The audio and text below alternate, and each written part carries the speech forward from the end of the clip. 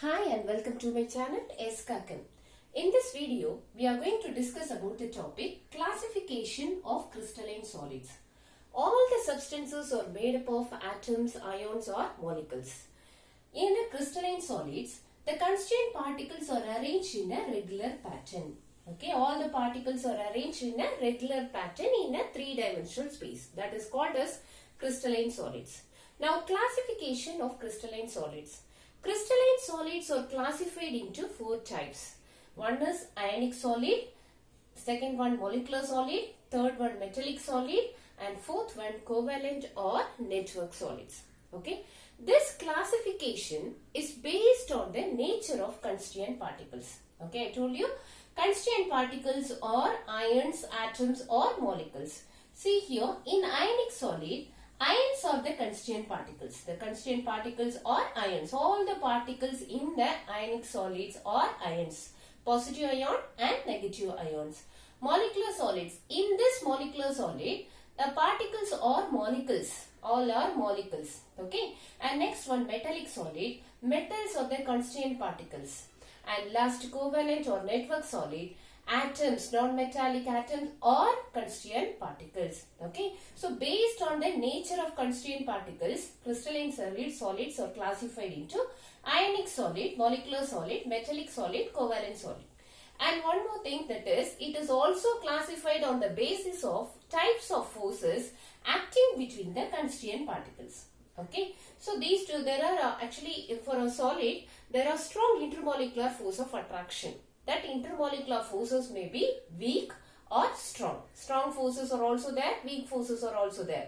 So, depend upon the type of forces acting between the constituent particles, the crystalline solids are classified into these four types.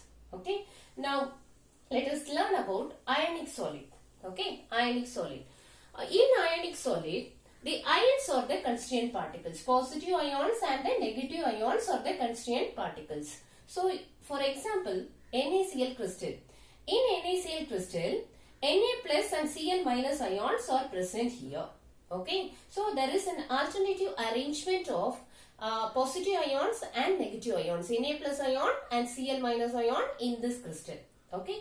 And the second one, this is forces acting between the constituent particles. Forces acting between the two ions are electrostatic force of attraction.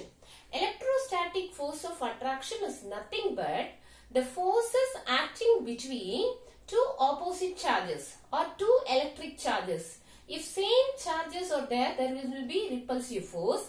If there are two oppositely charged particles, there will be force of attraction. That forces are called as electrostatic force of attraction.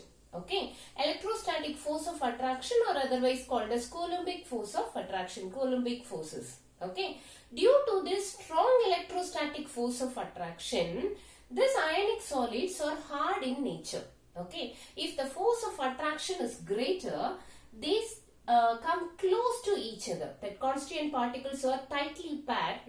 They are very close to each other. So, it is very hard in nature. Okay, and next one, due to this force, it is high. It has high melting point and boiling point. Okay, so melting point, boiling point, we know that if we increase the temperature, okay, the distance between the constituent particles increases. When the thermal energy increases, intermolecular distance also increases. Okay, so if the force is very strong, more amount of energy required to increase the distance between the constituent particles, or more amount of energy required to break the bonds. So, it has high melting point and boiling point. This is due to this strong force of attraction.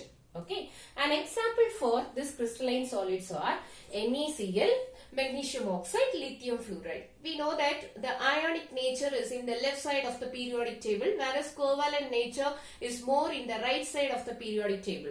So, sodium, magnesium, lithium, they are all in the S block category, S block elements. So, it is ionic in nature. Okay, so these are examples for ionic solid. And next, characteristics of this solid. It is a conductor in aqueous and molten state. Okay, what is conductors? Conductors, when we pass electric current, it will conduct electricity. Okay, so conductors in aqueous and molten state and insulators in solid state. Actually, in the solid state, there is a strong force of attraction. It cannot move apart. Okay, so for conduction, the movement of ion is responsible for conduction. So in the solid state, there is no possibility for the movement of ions in the solid state. Okay, there is no possibility of movement of ions. So it is an insulator. Okay, in the solid state, it acts as an insulator.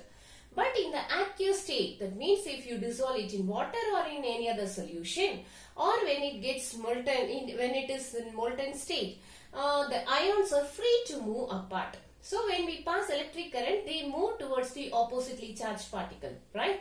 So here, in aqueous solution and in the molten state, ionic solids acts as a conductor.